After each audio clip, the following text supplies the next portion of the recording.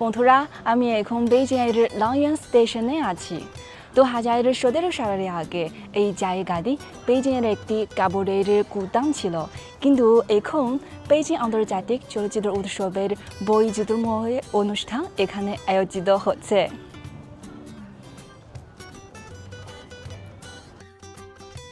শহরের পুনরুদ্ধার প্রবণতার প্রভাব থাকলেও এখানকার দৃষ্টি ঈদের গুদামে শিল্প যুগের স্মৃতি সংরক্ষিত আছে। এর পাশাপাশি চলচ্চিত্র, শিল্পকর্ম ও ফ্যাশন উপাদানও যোগ করা হয়েছে। নতুন ও পুরনো একসঙ্গে থাকার নীতির অনুসরণ করে এই পার্ক পুরোপুরি একটি ফ্যাশন স্ট্রিটে পরিণত হয়েছে।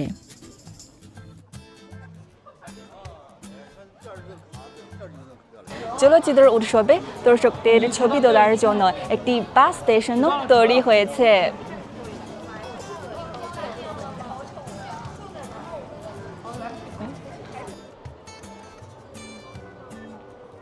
আমি এখন চলে এসেছি বেইজিং আন্তর্জাতিক চলচ্চিত্র উৎসবের একটি সাংস্কৃতিক পণ্যের দোকানে।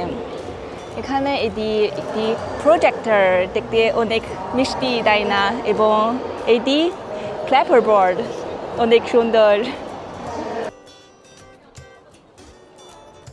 ছোট পুতুল, ফ্রিজের চুম্বক, ম্যাগনেট ও ব্যাকপ্যাক একসঙ্গে চলচ্চিত্র উৎসবে অংশগ্রহণকারীদের জন্য এক অনন্য স্মৃতিচিহ্ন রেখে গেছে।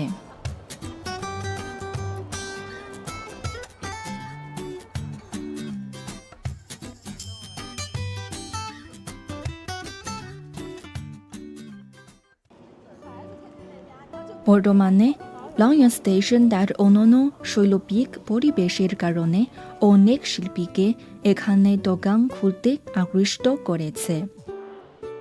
লাল ইটের দালানের ভেতরে লুকিয়ে থাকা শিল্প আসবাবপত্রের দোকানগুলো রুক্ষ শিল্প পরিবেশের সাথে জীবনের নান্দনিকতার এক অপূর্ব মেলবন্ধন ঘটিয়েছে।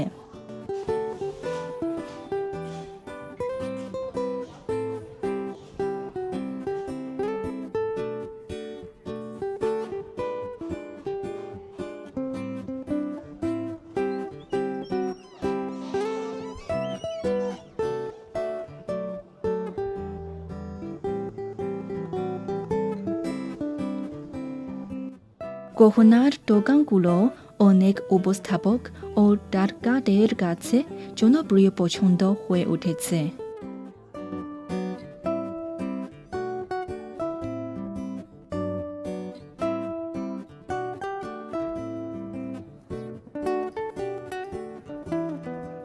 এই পার্কের আকর্ষণ শুধু এর শিল্পকলাতেই নয়, বরং দৈনন্দিন জীবনের ভারসাম্যপূর্ণ মিশ্রণেও নিহিত। একটি বেকারি পুরনো গুদামের ভিত্তির ওপর শিল্পশৈলীতে সাজানো হয়েছে, যার কংক্রিটের ভবনের মধ্যে শত প্যাক করা খাবারের সুগন্ধ ছড়াচ্ছে। রাস্তার ধারে ছড়িয়ে ছিটিয়ে আছে ছোট ছোট সাংস্কৃতিক ও সৃজনশীল বাজারের স্টল, যেখানে পুরনো দিনের সুভেনির এবং হাতে তৈরি জিনিসপত্র পাওয়া যায়।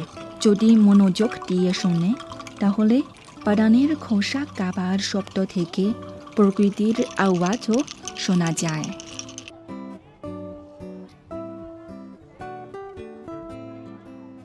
নদীর ধারে তৈরি হওয়া ক্যাফেগুলো পর্যটকদের জন্য শান্ত ও আরামদায়ক পরিবেশ প্রদান করে। সন্ধ্যার বাতাসে জলের ধারে বসে সারাদিনের ক্লান্তি দূর করা যায়।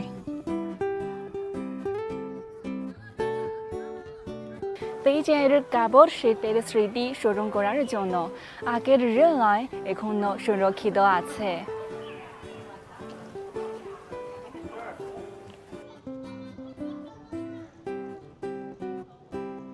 লংইয়ন স্টেশন পুরনো শিল্পের ইতিহাস, দৈনন্দিন জীবনের স্বচ্ছন্দ স্নিগ্ধতা এবং আধুনিক শৈলী ধারণ করে। বেইজিংবাসীদের জন্য আরাম করতে এবং শিল্পকলা উপভোগ করার এটি একটি আদর্শ স্থান।